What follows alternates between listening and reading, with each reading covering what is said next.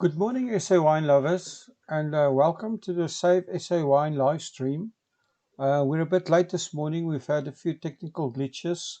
So, what we're going to do today is we are going to do one mid-morning live stream, and we won't be doing a live stream this evening. We just need to fix our technical difficulties here. But at least I managed to get this live stream moving.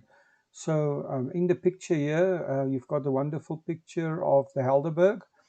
That is an area just outside Stellenbosch, um, almost on the beach.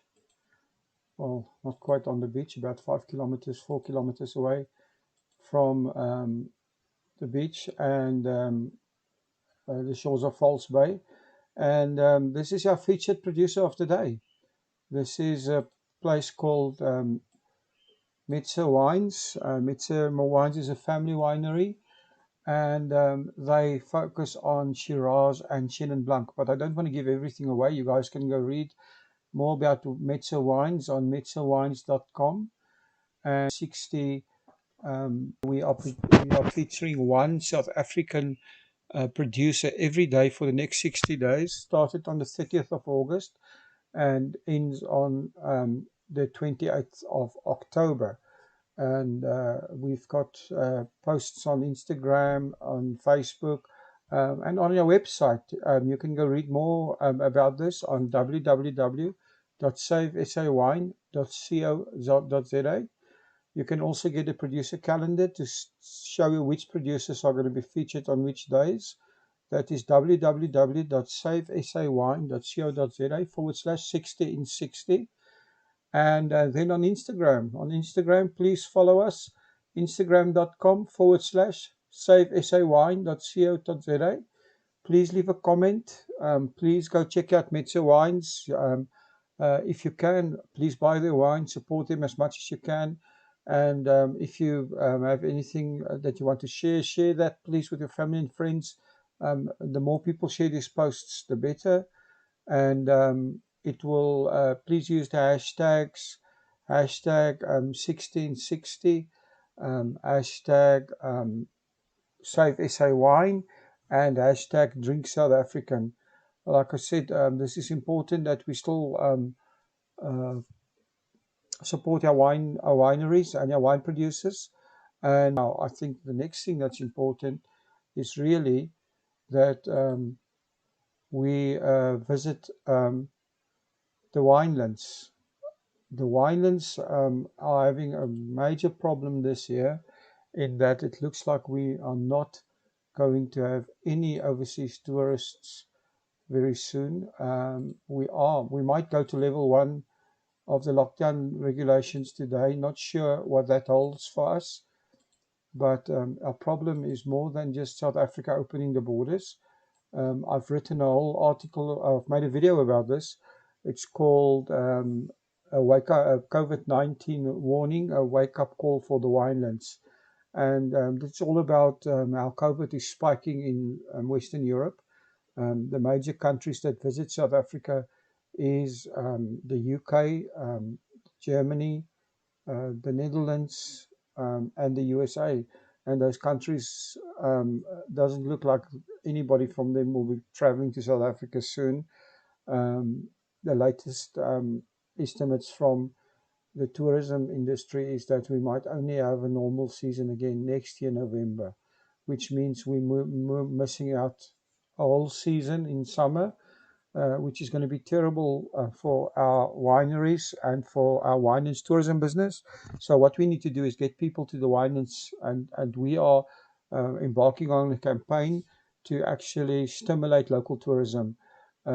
It's called, we call it Let's Visit the Winelands, and we are asking any and all producers or all people with winelands experiences, restaurants, spas, any business in the Winelands, come list your business on bit.ly/visit Winelands. It's free. And if you're a consumer, go there. I'm sure the guys will list some specials, offers and stuff there, and we will start promoting those offers. I think it's time to kickstart summer. It's been a tough time in the Winelands in the last few months, and all of us had to adjust not only to a new way of doing things, but some businesses have been or are still in a fight for survival. We've all seen the statistics from Vinpro.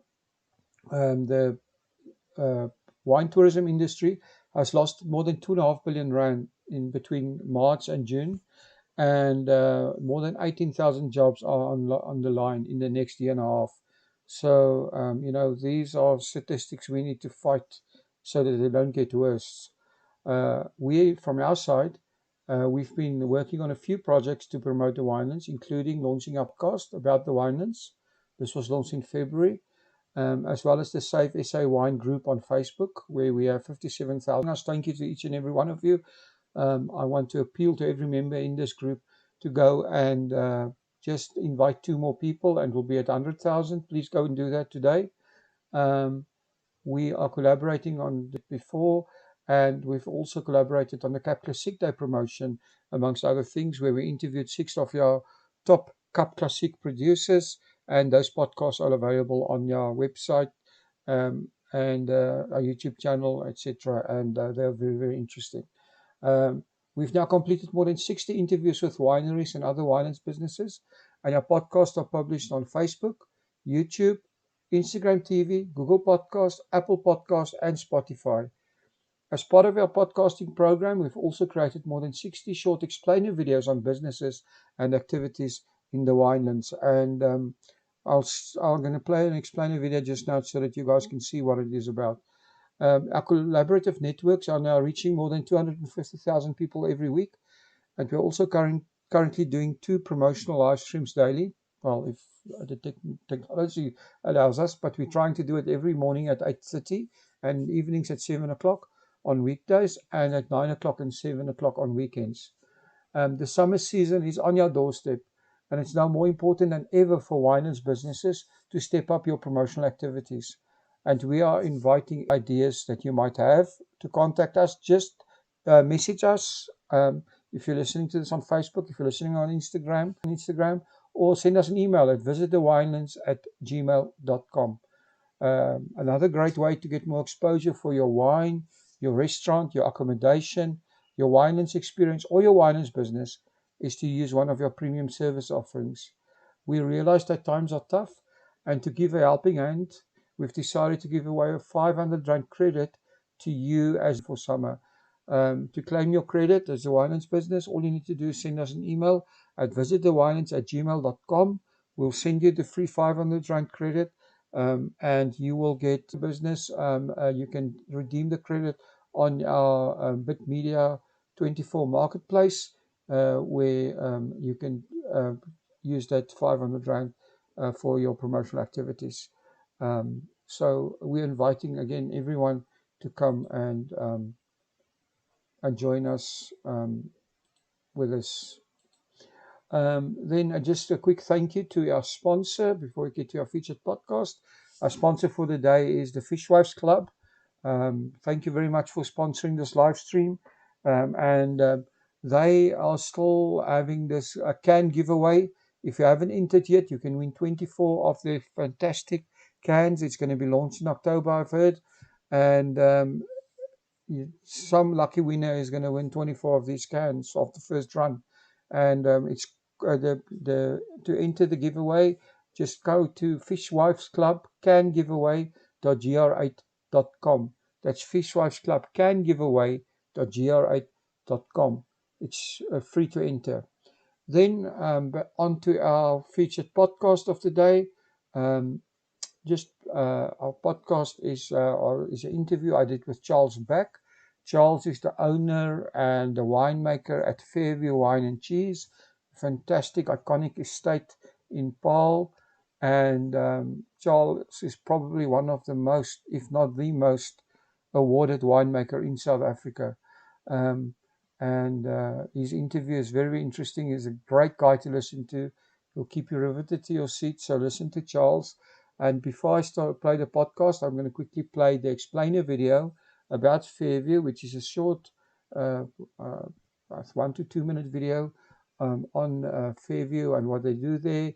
And if there's any winery or business out there that want one of these explainer videos, contact us at visitthewinelands@gmail.com, and we can get you going with that as well. But now, without wasting any further time, let's play the explainer video, and after the explainer video, stay tuned for the interview with Charles Beck of Fairview.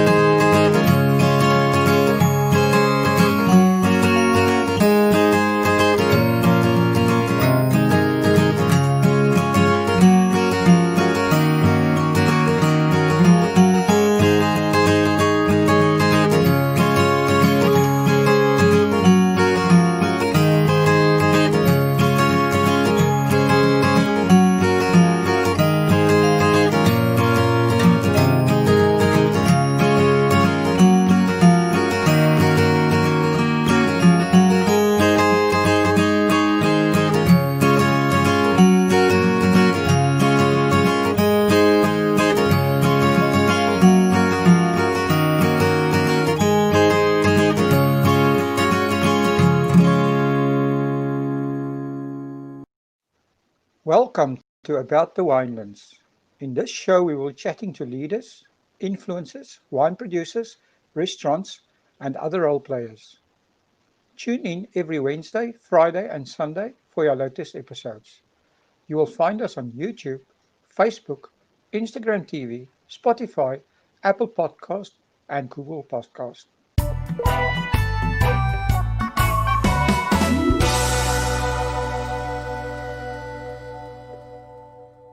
Hi everyone, and welcome to About the Winelands. Today I'm speaking to possibly the most famous winemaker in South Africa, Charles Beck. Pleased to meet you, Charles, and thank you for joining us on About the Winelands. Hi, my pleasure. Nice chatting to all of you. It's our pleasure having you here. Can you maybe tell us, I mean, you've got such a story, so I'd love to hear, a bit of history of how you personally got involved in the wine industry, and also, the history of Fairview and your family history. Would be great for our listeners to hear. Okay, it's quite a long history, obviously stretching back to about 1693, when Fairview was first granted to the first freeburger or settler in the area. Okay, and as far as my family is concerned, is more recent than that. My late grandfather came from Lithuania about 1902 and started as a butcher boy in Cape Town, delivering meat by bicycle in Cape Town, and then opened his first butchery in Paarl a couple of years later. And whilst at the butchery in Paarl, near Paarl Station, he met a lot of the local farmers and became intensely interested in viticulture and farming and agriculture in general. And bought his first farm in 1916, and that is still in family hands. It belongs to my cousin Michael, that's Baxberg. And unfortunately for him, he had two sons that both wanted to go into the wine business, and he bought Fairview in 1937. So my grandfather started on Fairview in 37, and followed by my father and now myself, so third generation. Wow, that's amazing. And I mean, obviously growing up on a wine farm, you were always interested in becoming a winemaker? Well, I don't think I can do anything else. So much so that I think there's a photograph of me on an old Fortune tractor, and the only way I would eat my lunch if they served it to me on a tractor. So I sat outside in the tractor and had my lunch there. So I've always been intensely interested, and ever since I was had any intelligence, which I don't have a lot of. The only thing I really wanted to do was to farm and to make wine. So there's no option in my life other than what I do. Oh, it's amazing. I mean, it's amazing that your grandfather had actually bought a wine, started becoming interesting in viticulture and interested in a wine farm. Otherwise, you would have ended up as a butcher. Yeah, you're absolutely right. I would have been very successful. I lost the thumb in winemaking, so imagine what I would have done in butchering. Oh my! And it's quite interesting. My granddad, I could never understand why he was interested in that, and I went back to Lithuania a couple of years ago to go and have a look where the little town where he came from, and my great grandfather was a flour miller, and he built this big mill that was water driven, that went right across a river, and had a big water wheel and a culvert where it diverted the water. And he bought up all the wheat in the area and converted into flour and sold it. And then I realized that that is actually what I do. I actually just add value to agricultural products. So if you give me milk, I'll turn it into cheese. You give me grapes, I'll turn it into wine. Flour, I'll turn it into bread. So nothing has really changed. I still do exactly what my great-grandfather did. That's amazing. So, and out of interest, why did you decide to move to South Africa? Because I don't think there's many Lithuanians that actually, came here. No, it's because we're a Jewish family, and most of the Jewish people in South Africa originated in Lithuania. I think at the height of the size of the community, there's about 100,000 Jewish people that originally came from Lithuania. And they left Lithuania because of persecution by the then Cossacks, the Tsars. So they left Lithuania for economical reasons and persecution. Yeah. You just taught me some South African history that I didn't know. It's shame on me for that. It's quite interesting, and I'm a dying species because I'm one of the last remaining Buddha Yoda in South Africa. There are not many of us left. We should actually be a protected species at the moment. Well, you've certainly made an impact with Fairview. So, can you tell us a little bit when I mean your farm are open for guests? So when people come there, what can they experience at the farm? Look, I've tried to very much keep the farm atmosphere and the family feel about it. And my late mother worked in the tasting room, and her big thing was customer service. We always believed that we're in service of our customers and try and give them the best possible experience and give them the best possible products at the best possible price. And I've just stuck to those basic principles. So what you can expect if you arrive at Fairview is a warm family welcome, and all our staff are one big family, and we have the certain values that we all stick to. It's customer service, integrity, and authenticity, and those are the things that I stick to. So that's what you'll experience when you arrive at Fairview.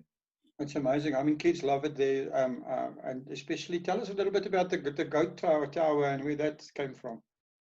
We started farming, or my late father started farming with goats in the 1980s. I thought it was a mad idea, to be honest with you, in the beginning. And I remember, and I couldn't believe it. And I think the biggest argument my dad and I, and because I really was just more focused on wine and wanted the wine business to do well. And then he went to go and spend money, which was in very short supply and still is, on goats. And he got his way, and we started making it. We struggled, and we made the most disgusting cheeses known to man. I mean, you can't believe what the stuff looked like. Wow. And then all of a sudden, we built a nuclear power plant in South Africa. The French came out at Koeberg and built this big power plant. And there were lots of French technologists on site, and they discovered Fairview cheese. And they used to arrive here in the hordes buying up goat's cheese, and that's the way they liked it. The more smelly and stinky it was, the more they enjoyed it. And then at the same time, the health craze hit South Africa, and saturated fats and And goat milk is far healthier than cow milk when it comes to those. Surge on goat cheese products, and our poor goats couldn't keep up. Put music in the milking parlor, change the bedding, change the food, and they just couldn't keep up with the demand in goat milk. So we built a goat tower, and as an incentive for the goat that produces the most milk in the week, they get a free weekend in the goat tower. And that's how the goat tower came to be at Fairview. So they all incentivized goats running up and down the tower. That is amazing. But don't believe that story, okay? But anyway, that's how the goat tower, that's how the goat tower got into being, and it became, I think, one of the most photographed things. And you've got Table Mountain and a couple of other things, and the goat tower is right up there. It's become, also the fact that you have it on a live webcam is also great. The goats don't actually like that. The one goat escaped out of the tower because he hates being watched the whole time, and he's walking around the garden at the moment. Charles, but you know what I like, what I love about this is the stories that you have to tell. You know, it's just absolutely amazing. And I was thinking about this. You were saying that you're one of the last Boere you had in South Africa and stuff like that. It's almost a shame that our winelands have such a rich history, and you know, I think a lot of the stories aren't really, you know, there's no real library of those stories, and I think it would be actually a nice project to save some of them. Do you have any ideas on that? I mean, it's completely. I just came in something that came to me. Yeah, I'm very interested in wine history in South Africa and even history of my area. And I was very fortunate when I was a very young kid. And that's about a long time ago. About 60 years ago. We used to have a retired gardener, Pagel. I actually named a wine after him. He was sort of a descendant of the Malay slaves, a very handsome, good-looking old man. And I spent a lot of my childhood days sitting in the vegetable garden with him. And he passed on when he was about, I'd say, in his late 90s, close to 99 or 98. And he used to come every day, and he used to come sit there. My mother used to give him a nice sandwich and coffee in the morning, and they used to have a chat in the morning sun. And I used to sit, and I had the privilege of listening to his stories that then must have dated back, say, 70 years, and that's 60 years ago. So I've got a real insight into the area, the people, and the history of this area. And I agree with you. There's so much of this information that's actually it's lost today, and we must try and do something about capturing a lot of that. And there's such interesting stories, and I think there's a book to be written here for sure. I'm pretty sure about that. So it's some project that I'm really interested in in future.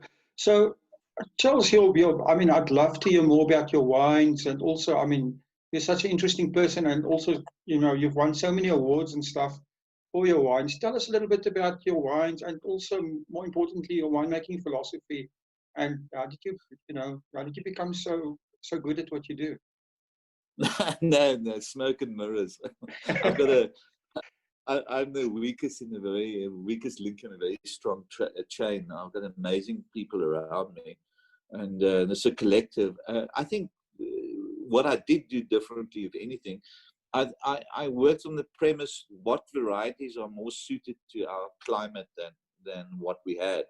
So when most people mostly had Cabernet, Merlot, and Sauvignon Blanc, which were the best part, a great variety, but not always suited to Cape conditions. I started looking at the more Mediterranean, Iberian styles, and looked for grapes that are more suited to slightly warmer conditions, and especially drought-resistant varieties. And that's why I planted a lot of Grenache, Mourvèdre, Carignan, Shiraz, stuff like that. So I think I started with different raw material and I had enough of it. And I also then looked at different areas and branched out in Pekingese Cliff and Darling and Swartland. And so I just had the opportunity to have a bigger portfolio of different varieties and different locations. And I think that's what's made Fairview's wines engaging over the last couple of years. That's so interesting. Now, you know, overseas, if you go into any wine, basically any supermarket, you'll find Goats de Rome, which seems to be, you know, your most successful brand. I would I would guess, just from Yeah. observing what I, traveling myself. Look, goats. I have a very good friend in the UK, and many years ago, I spoke to him about what I think about 20 years ago, and I told him that I think that that's a type of style of wine that will suit South African conditions the best from a production perspective, as well as a consistency of quality over different vintages. And then he said, well, you're a goat farmer. Why don't you just call it Goats to Rome? And I said, no, that's ridiculous, because never in my life before have I passed off something that's not. And that was a bit cheeky, I thought, at that stage. And I sat on the idea for about 2 years. And then I thought, you know what? If there's one way to break down the barriers about exporting South African wine, this could be it. And then I bottled the first Goats to Rome, and became an overnight success, mainly due to the French opposition, I must hasten to add, because for some reason they weren't very happy about it. I love this story. I mean, I can hear it from the person that actually started this, because I've heard some of the backstories and of the rumors of your fight with the French. Would you Yeah, I love this from a marketing perspective, right? Well, my story is, and it's not a story, it's actually a fact. The goats escaped out of the goat tower one day and roamed through the vineyards, and I noticed they were eating Shiraz and then carrying on Grenache, but they left out the Cab and the Merlot and Pinotage.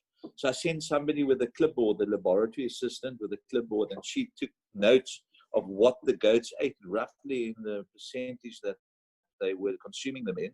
And then we made up the blend according to the goat's preferences, and that's where Goats to Rome came from. The French didn't buy that story for some other reason, and they thought I copied Côte de Rhône, okay? And then they sued me, and then I thought the best way, I can't fight the French government. That's going to be a battle that I can't win. So I thought, well, let's take them on in a different way. And we arranged, I think, in political history, the first protest march where a white South African farmer with all his staff had a protest up to the French consulate in Cape Town. And I handed over a Camembert Brie, and I handed over a magnet bottle of Goats to Rhône. And in true French tradition, you know, when French farmers are upset, they normally go to the Champs-Élysées in Paris and dump a load of manure. So I thought, be a little bit more civilized down here. So I vacuum packed some boktrolletjies, and I took it to the ambassador for the pot plants in front of the embassy. So, and then for some strange reason, CNN was out there as well. I don't know who told them about it. And this thing hit global news all over the world. And that was the start of Goats to Rome as a brand. It was amazing. Unfortunately, the French have subsequently capitulated and don't take me on anymore. Otherwise, this publicity would continue rolling on. So they stopped, and Goats to Rome has become a brand which pops up all over the world. Is, I think, today the #1 selling South African wine in Norway. So it's all over the show. Yeah, I mean, I've seen it everywhere. So here's another question: is I mean, obviously there were no cell phones at that time, which is a pity. But do you have any footage of this protest besides what's you're into? I think I've got, it was on news, so one would go and find an archive. You know, my staff were amazing. They composed struggle songs, and they danced, and they had a struggle. You won't get our goat or something like that. I can't remember. It was really amazing thing, and was a great team building exercise as well. I know there would be camera footage of it. I don't know about video. I will try and see if I've got it in the archive. I definitely need to come and talk to you about that, because you know that story could be told even more. I think I love it. So Charles, I mean, your wines are sold all over the world, I assume, right? Can you tell us a little bit more about your export business? Well, we export to, I think, most continents and countries. That anywhere I can find a potential wine buyer, I would sell wine to. Obviously, the England and America and Canada and Scandinavia were the more important ones. But I think that our future is going to possibly be in Africa, and we are really gearing up to servicing Africa as a continent. Obviously, with this COVID impasse, it slowed down a whole lot of our plans that we had. But I think in the future we'll see Africa emerging as a big market for South African wine. I've heard from other producers, there's a premium, a little bit of a premium price in Africa for South African wines. Yeah, I think we're proudly African, and I do believe when tourism comes back, Africa is going to be one of the more sought after destinations because we've got a hell of a lot to offer the tourists. So I do believe that focus should be given to our continent and at home. I mean, Johannesburg is still the biggest market for South African wine, and we still got potential market in South Africa that hasn't been exploited properly yet. Well, if we just convert a small percentage of our beer drinkers to wine drinkers, we might. Oh, absolutely. Yeah. So, I mean, I've heard that since I've been in the wine business. That's been 42 years, and it hasn't happened yet. Hopefully, it does happen in my lifetime. well, we'll see. So, you have a wine club at Fairview. How does that work? You know that the wine club is actually just what I call retaining connectivity. We have a vast number of visitors fortunate to come and visit Fairview every year, and we give an incentive to the purchase of wine if you join the wine club. And the reason why I do it is that I want to retain the connectivity, and I make a lot of wines that are only sold on the property or online. And I enjoy doing that because the small batches that we've got a range called Blomkool, which is called Blomkoolsfontein. And we actually call the range of wine Blomkool, and we make it from recycled paper, the label, and in the label is embedded cauliflower seeds for recycling. And so it's a whole nice story, telling the story of the history of Fairview. But that gives the winemakers complete freedom to go and do whatever they want to do. So you would have the most obscure varieties made in the most obscure way, natural wine on the skins, different varieties blend. So I allowed that to happen, and that we only sell on the farm, and that become immensely popular. And we also only sell that online. And then in addition to that, I've got a range called Broken Barrel, which is a batch system where we make, every vintage we make one wine that is unique to that vintage. And after the vintage, after the wine's bottled, we design a label that depicts the whole story that we're trying to tell in the product. And we break the mold or break the barrel, and we never do it again. And that's become immensely popular. It's our #1 selling wine today, actually. And that's driven for online because we want our consumers to engage, because we've got so many stories to tell. So either they must come and visit us and failing, which if they can't, which we understand, then they can connect with us via internet and our wine club. And in fact, we're launching I don't know when this podcast is going live. Tonight, we're launching a program where if you buy wine now, during the lockdown, we'll give you 1% discount for every day that you have to wait till the lockdown is lifted. So that's gambling on the, and that's going live this evening, hopefully. And that's also a very exciting promotion. So Charles, I'll definitely promote that. The podcast will only go live in about a week, but actually I'll put up something about that specific because I love it. So I'll because so in a week's time. Yeah, in a week's time, you'd have 7% discount already. Yeah. How long do I have to wait before I get the wine for free? How many days? Yeah, but there's a cap on that. You've got an escape clause in it.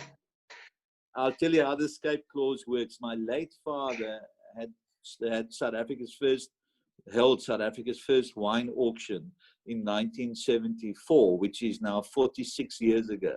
So we're going to give you up to 46 days. That's 46% discount.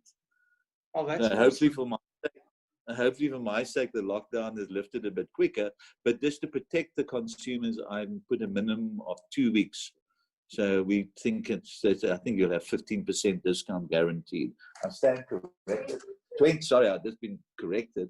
A moment of madness, I've given a guaranteed 20% discount. Excellent. Well, now that you're talking about this, I mean, marketing and it must be in your family's blood, right? And it seems like you're not just an excellent winemaker, but also, I mean, everything you're doing seems to be very much marketing oriented. I love the fact that you do this stuff on the 1st of April. I think last year you had the cows walking on the treadmill, and this year you're doing the hand sanitizer. Do you have any other interesting April Fool stories that you can tell us, or any other marketing stories? I love these.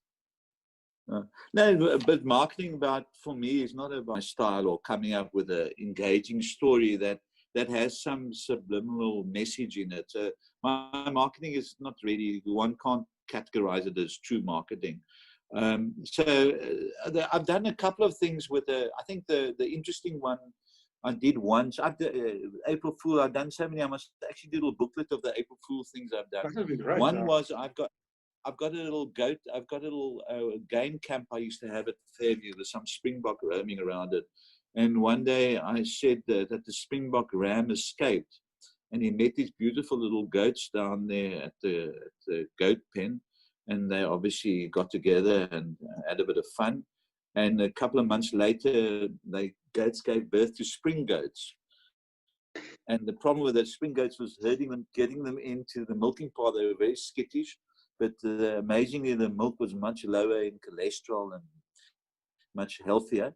And, you know, I got calls from all over, I think from Tanzania, I got an inquiry, and Kenya, for people wanting to purchase spring goats. Okay, so that was quite funny. And then I did one, I went to Google Viagra, and I got the chemical compound in Viagra, and I said, we've identified it in goat horn. And then I had a goat standing there, and I photoshopped its one horn. I blackened the horn out, and I had a gentleman standing with an overall and the face mask on with a tiny chainsaw. So I said, we're harvesting the goat horns, and then we're powdering it. And we found out that it's got the same properties as Viagra, and we just got an award from the World Wildlife Organization for saving the rhino. And you can't believe how many people phone me for that stuff as well. As with the hand sanitizer, I've got people calling us for the hand sanitizer. So we really have fun. We really have fun with the April Fools, and it's a way of engaging our customers and actually lightening up. This year was to lightening up a bit of gloomy times, to put a bit of humor into it. Well, it seems to me that part of your winning recipe is, you know, enjoying your business and having fun, which I always said, if you're not enjoying your work, why are you working? Exactly. No, it's a privilege, and really live your dream, and what I've been doing for 42 years, and hopefully I'll be able to do it for a couple of years more. I'm sure. Now, back to, you know, something more serious. The coronavirus has changed, you know, everything we do, and everyone has to basically rethink their business models. What are your thoughts, and do you have any ideas or anything new in mind? Well, I think one must put, as terrible and as scary and as horrific this is, and my heart goes out to all those people that have families that have lost lives during this period of time. But, you know, the world has an amazing ability to overcome lots of things. I mean, in our recent history, we overcame the Second World War. If you take what happened there, and the world recovered quite quickly after that. So humanity is a resilient force. And I do believe things, as much as we in doom and gloom now, things will change. The challenge is how long it's going to take, and obviously the price we're paying for this impasse. On one mustn't. I think the main things that we're going to be focusing on more and more, and entrenching those values, is I think transparency. I think that's one in business. Authenticity. I think that's very, very important, and integrity. And I think if you take those three factors and just drill down as hard as you possibly can into them, and make sure your business reflects that, you're going to find resonance with people from all walks of life moving forward. So what does that equate to in real terms? If you come to the goat shed at Fairview in the future, we got space, so we can utilize the space. People can sit far apart, that's fine. And your products that you'll have on your plate will be grown by us and reared on the farm and be treated in the proper way. And that's the kind of products that I'm interested in doing, from wine, cheese, whatever. That's what I'm wanting to do. And I believe that's what's going to succeed in the future. People want to understand what goes into a product more so now than ever before. I think that's right, and also like your philosophy. I mean, I do agree with you. The world has overcome, you know, 2 world wars and many recessions and depressions, and people are not really going to change. And I personally think that, you know, tourism might take a hit now a bit, but at some stage it's going to explode again because people are people and people want to travel. Yeah. And I just think